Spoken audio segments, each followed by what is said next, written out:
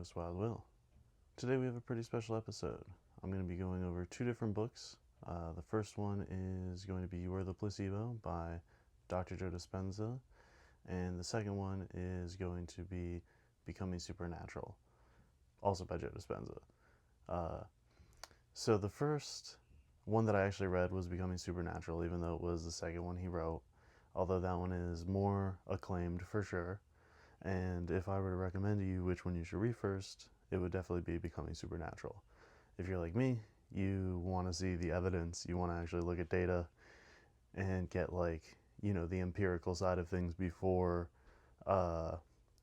which is what You Are the Placebo does. It's more of an anecdotal book where he kind of gets a bunch of people who have went through his program and gets true accounts from them and kind of shares how their lives have changed.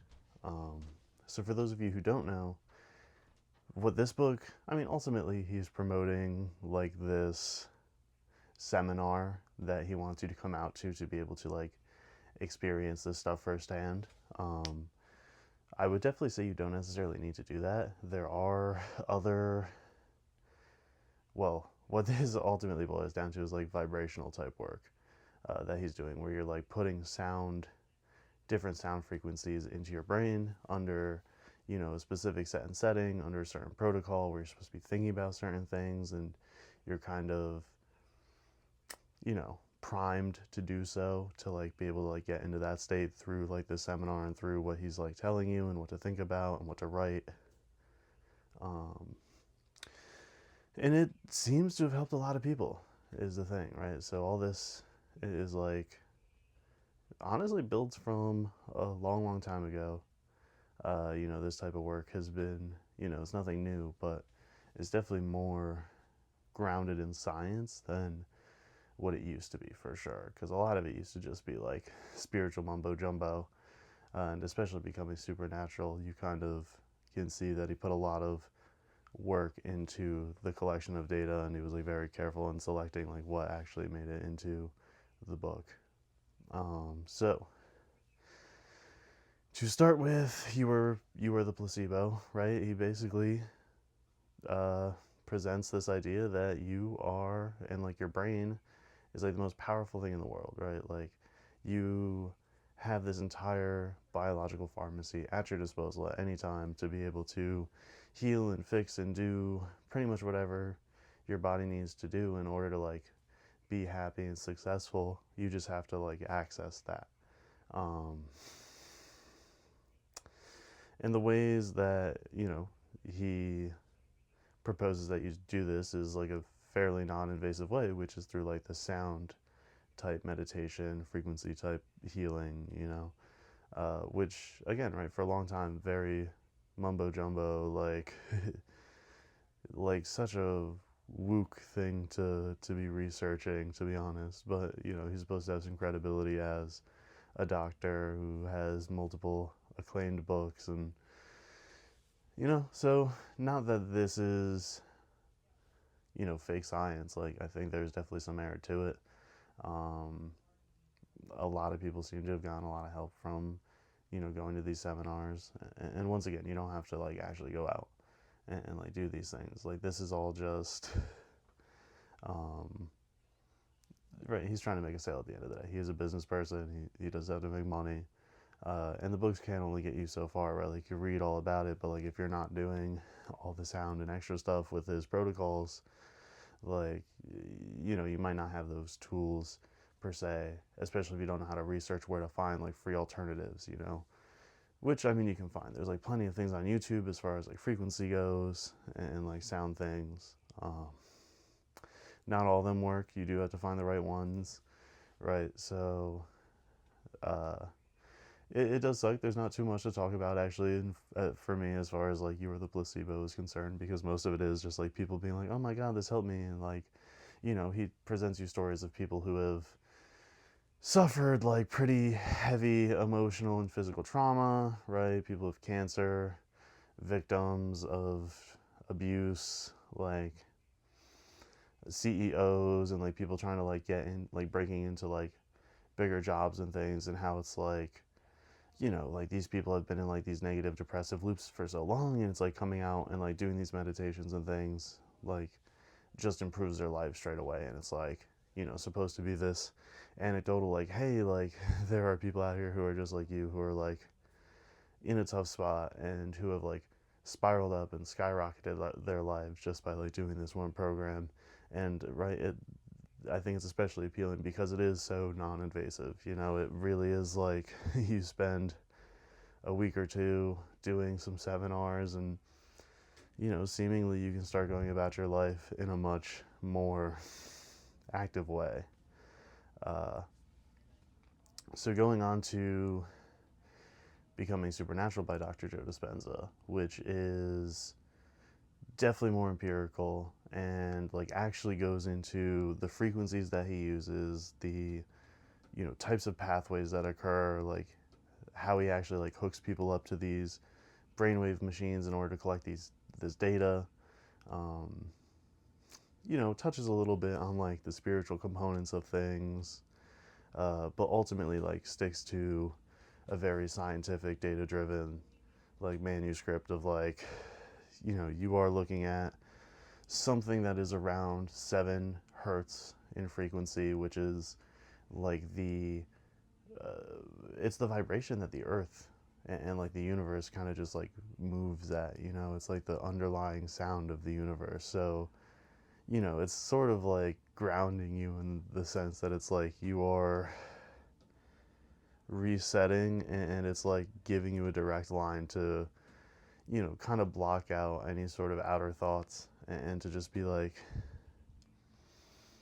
you know, it's so weird to say, just like bring you to be at one with the universe or whatever, but it, you know, it's like literally sending sounds of the universe into your head, right? Like you should be able to like breathe and like calm down just from like hearing these tones. And it's rather interesting that it works for so many people. um, you know, I've definitely want to say I haven't done his protocols specifically, but I've definitely experimented with some of the sound stuff, and it is rather interesting, because it does work. I would say. I would say it's, for some people, it's definitely going to have a much greater effect than for a lot of other people, for sure. But you know, you have to like sort of believe in it, and sort of be prompted in order to like be able to use it in an effective way, which not a lot of people are going to be. Um, and I'm curious because I do want to ask him, if I ever get the chance, or if he ever sees this video, um, if he studied like the gateway experience at all. Because, you know, going back to like some of these old studies, I would say some of the first like really big uh, like works on this probably was like the CIA gateway experience, where they study the Monroe Institute, and like their sound protocols. Like obviously this was the initial gateway experience was to like try to create super soldiers and things, and while that was ultimately a failure, that doesn't necessarily mean you wouldn't be able to use like these same studied materials to like be able to improve your life, right? Like obviously, you know, just because it doesn't fit into one mechanism doesn't mean it's not meant for something else. And if you can like find just, you know, a free one online, like, which is rather easy, to be honest, like you don't actually have to look too deeply to find a lot of these like deeper protocols like Monroe Institute, or uh, I'm sure you could find Dr. Joe Dispenza somewhere if you looked hard enough, to be able just to do it yourself, right? Like some people don't want to go out at all into like these seminars and like be around these types of people, and that's fair. I mean, who, you know, like in theory you are going because you're distressed, and you're going to be around a bunch of other distressed people like who wants that.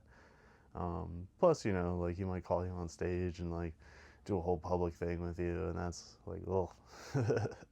So I get it. Like I definitely found it was nice just being able to do it in the comfort of your own home, and like listen to like these audio prompts to like be able to like breathe deeply and like just let your body relax. Uh, and the fact that there is like real science behind it at this point is like really fascinating. You know, like this is stuff that has been worked on for decades at this point. You know, it's been studied for decades because, you know, we've been looking for something, right? Something that is better. We always look for something that's better for people to like help them out and to like make it the least invasive as possible. And, you know, to be honest, things like, you know, like electroshock therapy are kind of, I don't know. I'm a little more hesitant to do something like that than to do like a frequency thing. You know, I would want to start with like the least invasive things first to try to get you over that hump, or like get you out of the hole, than like let's just send like actual electroshocks into your brain and like potentially change like your brain chemistry and how things work. Like, you know, you're gonna come out of that a slightly different person, more so than like just having like deep internal realizations through like heavy meditation. And I think like the big part is like, you know, the gateway experience, right, with like the early works where it's like you're not necessarily, I mean, he was also trying to make it very science based, right? But the guy who did the gateway experience was a general, not necessarily like a scientist who like studied this specifically. He kind of had to go out of his way to like create a baseline, like, hey, like here's what we know, and here's, you know, the ideas, the broader ideas of like why this stuff works. um, which is why I just have to think that, like, you know, with the Monroe Institute being around back then, like Dr. Joe Dispenza had to have done like his own research into like this kind of stuff. um, so, you know, it's like, where does, like where will it help you, I guess, you know, like this is something that I think is going to, if like you really get into it, can be something that like may not get you fully out, but is at least going to like bring you up an octave for sure. Like, I don't know, it's like this is sort of the point where like it's sort of hard to explain unless you've actually done the thing, because like the feelings that it like brings out with you internally is like way harder to describe. And maybe, you know, reading You Are the Placebo will help people with that, to like sort of understand that better. um, you know, because like it definitely is. Right. Oh yeah. So the early stuff like alluded to like astral projection and things like that, right? But it mostly was like for those who do not like practice meditation or not like seasoned, you know, in like the ways of yogis, or, you know, just like stuff like that.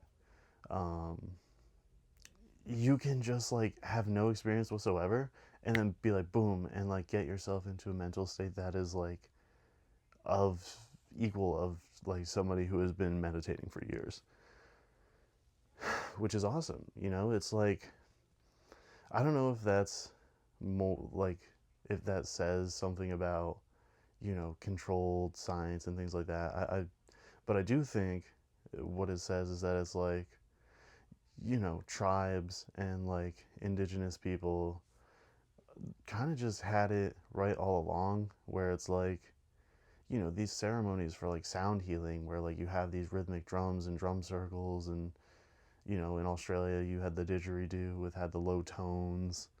um, you know, among like chanting and other things, it's like a lot of these rituals that were held out were frequency based to some degree, to like help whoever was under this spell to like alleviate themselves. And it was like a community thing, right? So like it's unfortunate that a lot of that doesn't happen anymore with like most communities. Like you're not going to be able to find that kind of like communal medicine where like everybody can come together to like sort of bring you out of it.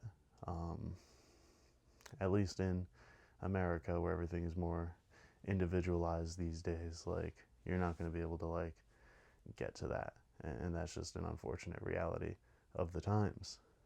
um, but yeah, I mean, overall, man, I think these books would help you if you are, you know, in a hole. Like, I'm talking to you. It's I mean, it's fascinating stuff for sure. It's well researched. Like, this guy's been doing this for years. and he seems to truly believe in the work that he's committed himself to, and he's very passionate about it, which, you know, at the very least, when somebody is that way, you should at least take a little bit of time to look into what they have to say and see if it's actually worth listening to. And in this case, I think it's at least worth a little bit of your time.